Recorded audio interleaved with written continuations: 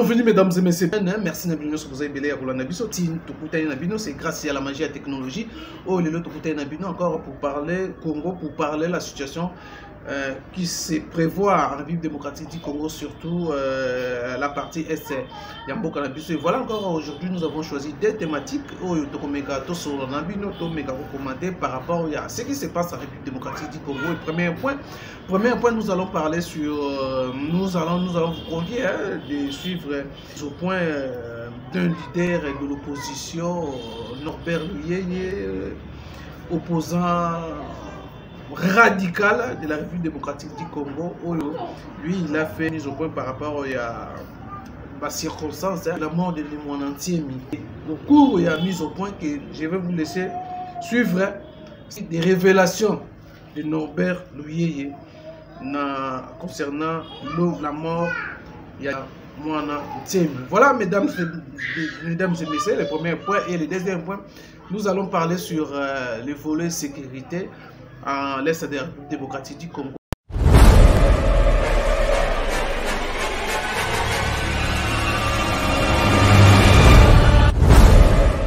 Et par rapport au premier point, j'avais dit les circonstances où il a entraîné la mort de Némoanantiemi. Qui sont les auteurs? Alors, je vous prie de suivre les mises au point de Norbert Luyeye. Où il y a une révélation sur la mort de Longia Congo, l'ancien député national Némoanantiemi au Congo central. Kaka. Voilà, suivez Norbert Luyeye, un Congo. Très fâché par rapport à la mort, il y a honorable l'ancien député national Kaka Némoanantiemi. Suivez puis on se retrouve tout à l'heure. Contrairement à votre introduction, mesdames et messieurs, c'est avec tristesse et émotion que nous avons appris la disparition mystérieuse de Longia Congo, le grand maître Némoanantiemi, qui jusqu'à ce jour laisse le peuple Mukongo dans la suspense de savoir avec exactitude de quelle maladie a-t-il souffert et qui l'a emporté dans la mort. Mort naturelle ou empoisonnement. Nous exigeons que l'autopsie soit faite pour déterminer les circonstances réelles de la mort de Némoanantiemi. Maboko!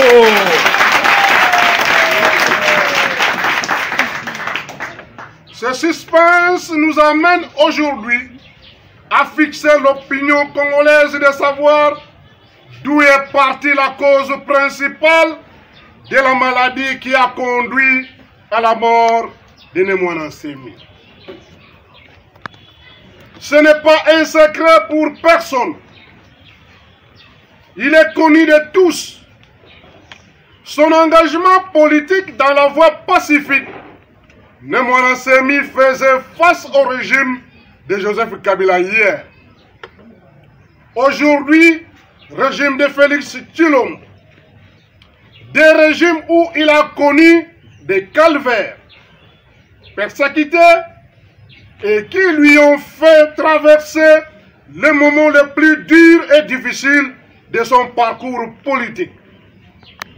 Alors que c'est un droit qui lui revient dans la constitution de notre pays. Ces persécutions ont conduit plusieurs fois aux multiples massacres et arrestations de ses adeptes au Congo central et à sa résidence de ma campagne dans la ville de Kinshasa. Un grand nombre de ses adeptes sont condamnés injustement par une justice bien connue, instrumentalisée par les pouvoirs en place ou jusqu'à ce jour. Ils se trouvent encore dans les différentes prisons de notre pays où les uns sont morts. Plus grave, le régime de Félix Tshilombo se comporte de la même manière, pire même que le régime passé. Némoana Semi, comme leader politique et religieux, a subi le même sort. Arrêté, tabassé et blessé à la tête, conduit vers une destination inconnue où il a été placé dans un lieu secret, sans visite de sa famille, moins encore de ses collaborateurs. C'est dans ce lieu secret où le pouvoir en place nous a informé que Némoana Semi est malade. Il souffrait d'une maladie mentale. Il a été conduit chez un psychiatre. Mission accomplie cette fois-ci, le pouvoir a permis la visite de la famille. Libéré dans le secret de son lit d'hôpital, quelques mois après, Némoana Semi est mis en résidence surveillée chez lui. Les services de sécurité et particulièrement la police sont présents et sont restés en permanence à sa résidence jusqu'au dernier jour de sa mort. C'est après sa libération dans les secrets où nous avons constaté que Némoana Semi ne répondait plus de sa capacité physique et mentale. Ce qui justifie que rien n'a contesté que Némoana Semi est mort entre les mains du pouvoir en place, celui son bourreau, qui fait la promotion et l'éloge d'instaurer l'état de droit et la démocratie et promis de supprimer tous les cachots et prisons privées. Le comportement du pouvoir en place enlève le doute de la thèse de la mort naturelle de Némoana Semi. Et il est difficile pour son bourreau, le pouvoir en place, dans ce forfait, d'accepter aujourd'hui ou demain. Mais, étant donné que tous ces crimes sont bien documentés, tôt ou tard, ces dirigeants seront rattrapés par leur passé et mis sous examen.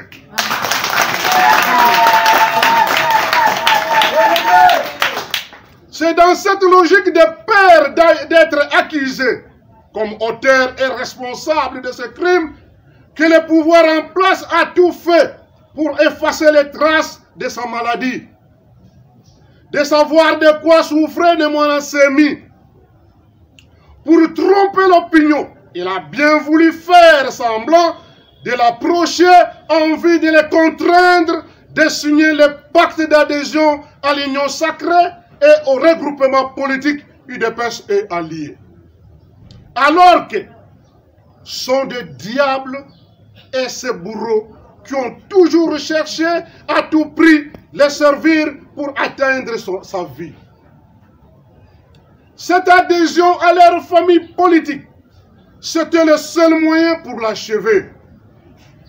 Conscient de l'acte posé pour effacer sa mémoire dans l'opinion et particulièrement du peuple Mukongo. Aujourd'hui, ce pouvoir se bat et veut s'accaparer de ses obsèques. Étant originaire du Congo central, nous ne pouvons pas accepter que ce bourreau puisse s'accaparer de ses obsèques.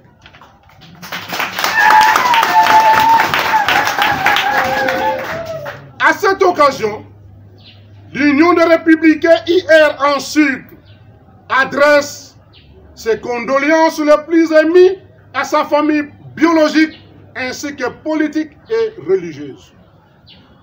Nous exhortons les Makessa de Bundu de Mayala d'avoir le courage de rester constant, de ne pas trahir la philosophie des grands maîtres de Mwanasemi. Vous n'êtes pas orphelins des leaders. Nous sommes avec vous. Dans l'unité du peuple Mukongo et panafricaine, défendue par les grands maîtres de Mwanasemi, que nous allons achever cette lutte et vaincre ce combat. Je dis et je vous remercie. Le lot toyé dans circonstances exceptionnelles, il y a leader politique et religieuse. Nakombo, il y a Mwanasemi. Akei, Atikibiso. Mwanasemi, Torobiete, Liwa naye, to malade naye, et Pesibiso, moi suspense mouke, Koyeba, Lulenge nini, Akufeli. Malade nini, Azalaki, Nayango. Liwa Yanzambe, to Azalaki empoisonné. Liango bisoto sengi. Union de républicains. Et sengeli autopsie et salama. Nanzoto ya mowei. Yana Mwanasemi. Pour déterminer malade nini akufeli. Tulingi toyeba yango. Tolingi toyebisa bino ete Mwanasemi avant quoi ya malade boyokaki nini elekaki epai na ye ebandi lelote ebandaka bituma na ye ebandi tango Joseph Kabila azalaki oyo wana akangaki ye abomaki ba député na ye ebele bamususu bakendeki tina prison ti lelo bazakuna balongoli bamususu na Congo Central baye na bangwawa bamususu bakei na Angenga ebele pe na kati na ba prison ba député bakufi pouvoir ya mibale ya régime ya M. Tshilombo ye oyo ye kosala plus pire ndenge M. Kabila salaka me ye asali koleka Bake ba massacrer ba député na Mwanasemi na Congo Central. Bake ko massacrer bango na kati ya lupangu na ye na ma campagne. Pe bakangaki na Mwanasemi ba zokisi ye ba beteki ye. Bake na ye na destination inconnue. Mutu moko te oya ye baki bisika bakendeki na ye.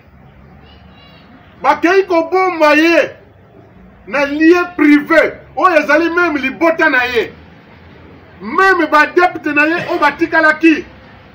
Même ngai moko na manifestaki pona komona ye to mona ki yete.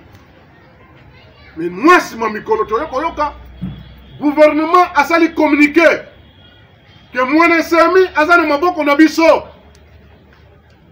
Mais est-ce que azali na Mwanasemi to constater que aza malade.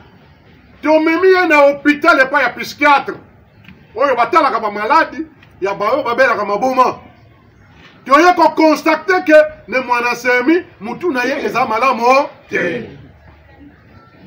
Oh. Mais yo muto kangi. Obombiye. Omemiye na hôpital. Kaka yo moko famille azate ndeko azate. Opesi biso pe résultat. Mais epai bakeneki munganga wana asalaki pe déclaration. Alobi te ngai na examiner ye na mutu na ye na monelo komoko te. Moi si ma mikolo toyoki était ba libérer ne Mwanasemi. Mais tango ba libérer ye azalaki kaka libre te.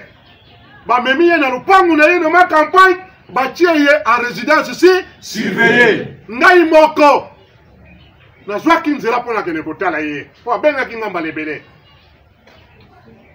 koko na lingina babo mangai yo vandi ni pona nini na lobi koko na zoya na komeki na lupangu na ye pona kote ezalaki difficile ba service ya sécurité la police baboyi koko kokotisa ngai jusqu'à ce que ye moko akiti aye koya aza ndeko na ngai azali koko na ngai soki ngai na kufi ye akosala témoignage bokotisa ye akota bapolisier baexige ngai il faut baenregistrer yo kombo na yo outi wapi ozalaka wapi me ntango baye koyoka kombo na ngai bapolisier bamoni ke ozali suspect okomemisa biso nga ne mwana nsema lobi botika ye akota aye koboma ngai te me aye nde kotala ngai bakotisaki ngai mpe consigne epesamaki na bapolisier wana a tout moment nazalaki kokende bazalaki kokotisa ngai nazalaki sur na problème te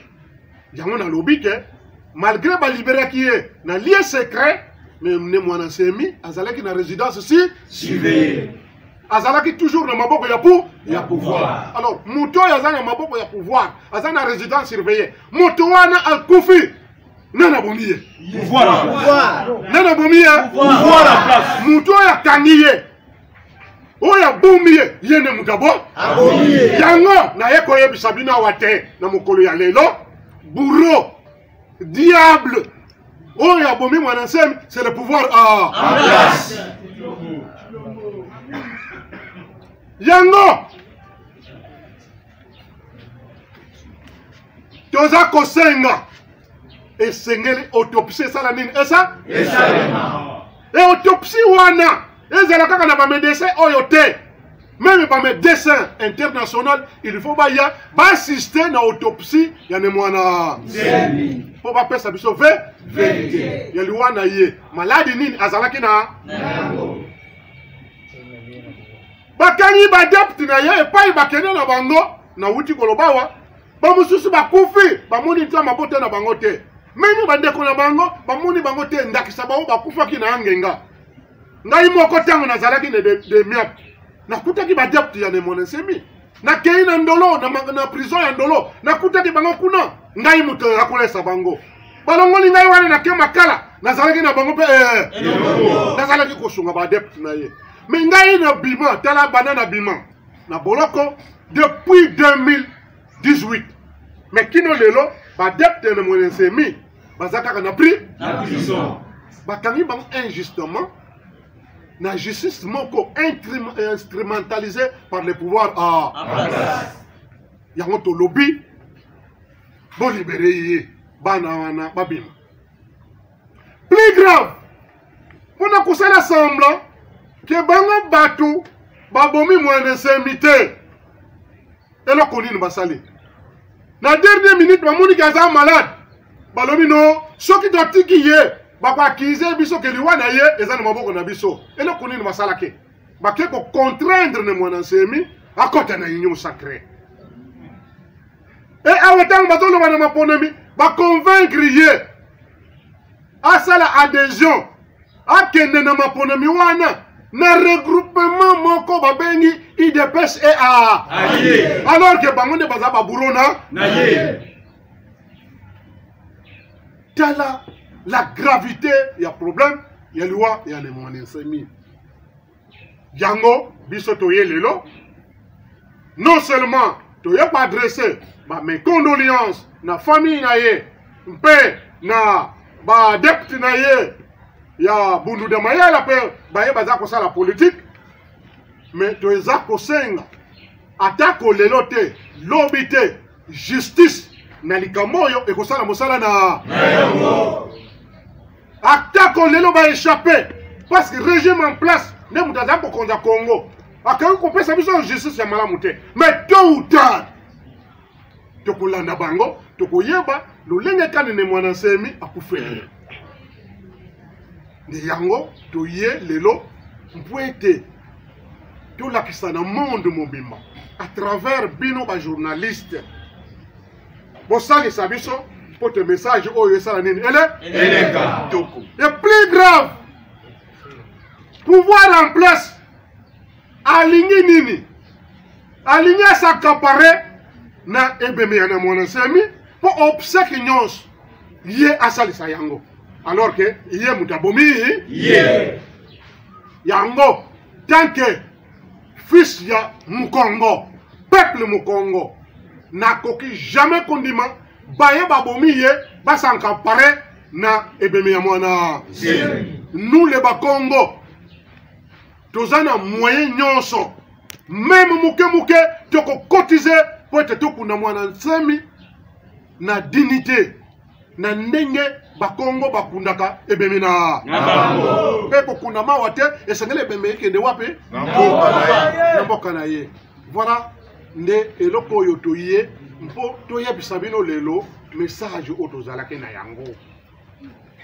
Yangoana, je dis et je vous remercie. Voilà.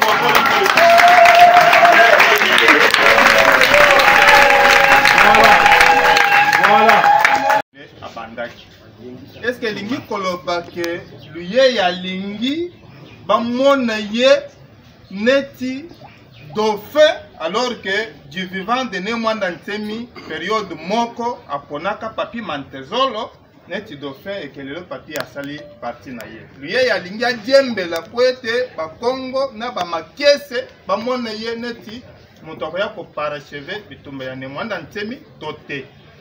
Parti ya mibale ya mutuna na ngai. Batu mususu bazomona elilingi ya John Numbi na Joseph Kabila sima ya Norbert Luyeye Binzunga. Merci beaucoup. Boyoka réponse. Voilà. Yayambo nazali dauphin ya ne mwana semite. Boyebi bitumba na ngai nazali ko bunda. Lit pour libérer République démocratique du Congo. Mais ne mwana semi c'est basé plus pour contre naye ya Congo ça central. Ils ont des choses différentes. Pe ne mwana semi atika dauphin te oyo na koki koyebisa ye parce que na kutani na yemba lebele awa avant kufa un mois avant nazalaki na ye azalaki entouré tout autour na ye na ba collaborateur na ye makamu ya dauphin tango za koloba ke un certain Mantezolo mais azana parti politique na ye basi bakabana na ye mais ndenge na comme les autres dauphin na ye. Mais ce qui doit faire peut-être à Kokobima, na baonga na yebi bango. On a koutanaki na bango en dernière minute où il y a collaborateur na ye. Peut-être doit faire Kobima wana, tout zela, tout côté là, et là on dit neko. Après enterrement na ye, parce que vous nous demandez là, et ça la déclaration. Ngai na koko die mais pas na bangote. Na lobi bien que ngai na leader nation nationale. Par contre, nous avons encouragé Bango, Nabitumba Oyo ne Mwanansemi Azalaki na Yango. Nabitumba Oyo, l'île Azalaki Nango, l'île Pacifique. Donc, Akufu Pamba, Nabitumba Wana, Bakangi Batunaye, Yemoko Pamba, Asali Eloko Moko Yamabe, mais Azaleko Bunda, pour intérêt à Congo, pour intérêt à Congo, ça. Yango, Ngai, na koki kodiembela na litu na yete na banza oyebi kenga na zali kolo na ye oui parce que na bandaki bituma va ye oui na bandaki bituma na Mobutu oui na bandaki bituma na Joseph Kabila te na bandaki bituma na Félix Tshilombo te mon frère tango lobi John Numbi elingi na yes manayo Kabila lelingi na ngai esima na ngai. Mabe zawa.